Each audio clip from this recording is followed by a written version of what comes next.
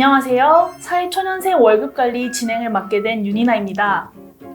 많은 자립 청년들이 경제활동을 하면서 저축, 재테크에 관심이 뜨겁습니다.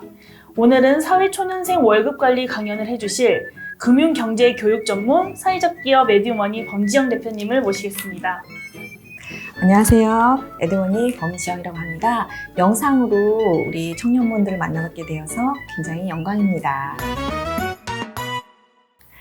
대표님, 20대 사회초년생들 월급 관리를 해야 되는데 계좌는 어떤 걸 사용하는 게 좋을까요? 네, 사회 초년 시절에 이제 따박따박 매월 급여가 이제 생기잖아요.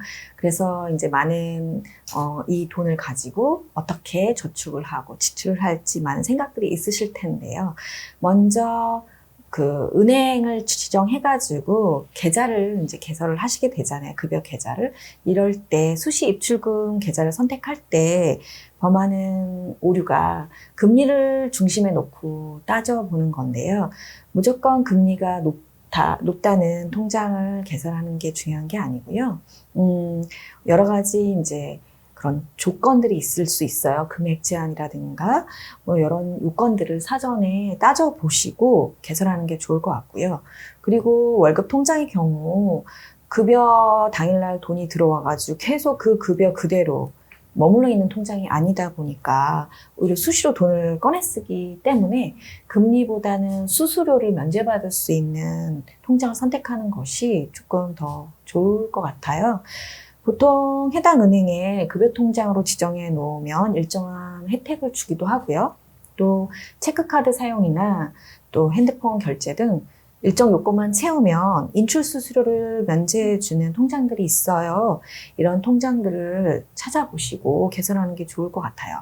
단 한 가지 더 주의하실 게 월급 통장이 자신의 주거래 통장이 될 것이기 때문에 현금 인출이 용이하다던가 또 저축계좌를 만들기 편하다던가 이런 식으로 본인이 이용하기 편리한 은행으로 정하는 것이 좋겠습니다.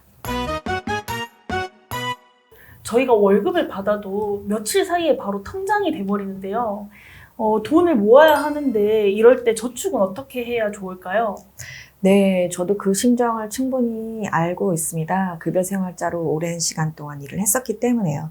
진짜 빛의 속도로 사라져서 수중에 가용 쓸만한 돈이 과연 얼마나 남아있을지 곤란할 때가 참 많았어요. 그렇지만 그 와중에도 저축을 이제 계획을 수립하셔야 되는데 아무래도 회사를 다니다 보면 학생 때와 다르게 사회생활에 드는 여러 가지 지출들이 수반될 수밖에 없거든요. 여자분들의 경우엔 특히나 화장품가, 옷가, 뭐 가방이라든가 액세서리라든가 이런 쪽에 이제 소위 얘기하는 품위 유지비, 그다음에 요즘에는 물가 상승으로 인해서 식대, 그리고 식후에 커피 한 잔, 또 교통비 등등등 친구를 만날 때도 또 맛집을 투어한다던가 이런 예기치 않은 지출들이 왕왕 늘 발생하기 때문에 월 그런 고정 지출에 대해서 지출 계획을 세워보시고 따라서 그 저축이 어느 정도 가능한지를 예측할 수가 있잖아요. 그렇게 한 다음에 저축 계획을 수립하는 것이 좋겠습니다. 그렇지만 무리하게 또 저축을 목돈을 마련하겠다고 무리하게 저축 계획을 세우시다 보면 오히려 저축을 위해서 빚을 내야 되는 그런 곤란한 상황이 될 수도 있어요.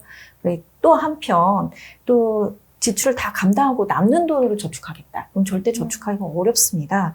그래서 소비라는 것이 사용하다 보면 끝이 없기 때문에 적정 소비를 예산을 세워서 할 것을 권해드리고요.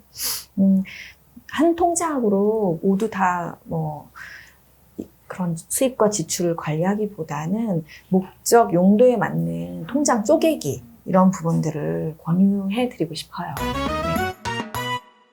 그러면 또 저축을 이제 해야 할 때 고려해야 할 사항이 또 있을까요? 네. 지금 이제 회사를 신규로 열심히 의욕적으로 잘하고 계시겠는데, 사실 한 회사에 퇴직할 때까지 다닐 수 있다. 이런 상황이 녹록지는 않습니다. 개인상, 뭐 기업의 여건상 여러 가지 변수가 있을 수 있기 때문에 또 이사를 멀리 간다던가 또 본인의 건강이 갑자기 또 안 좋아진다거나 생각지 못한 이유로 갑자기 이제 회사를 그만둘 수 있는 경우가 또 왕왕 발생해요. 그래서 장기 저축성 상품은 좀 지양하는 것이 좋겠습니다. 1년 만기를 다 채우는 것도 힘든데 뭐 2, 3년 뭐 이런 목돈 마련 저축 하겠다고 하면 좀 실패할 확률이 높아질 수 있어요.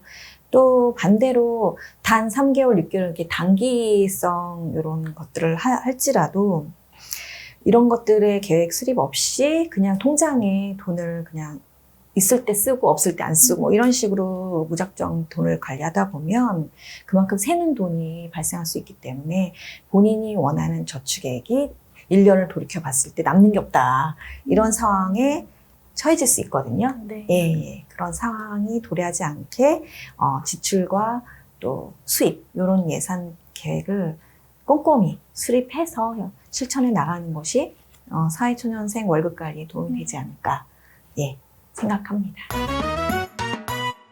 네, 대표님. 좋은 강연 너무 감사드립니다. 사회초년생 월급관리 주제로 월급 계좌는 어떤 걸 사용해야 하는지, 저축은 어떻게 하면 좋은지에 대한 내용을 알 수 있었습니다. 많은 도움이 되셨다면 구독, 좋아요, 알림 설정 부탁드립니다.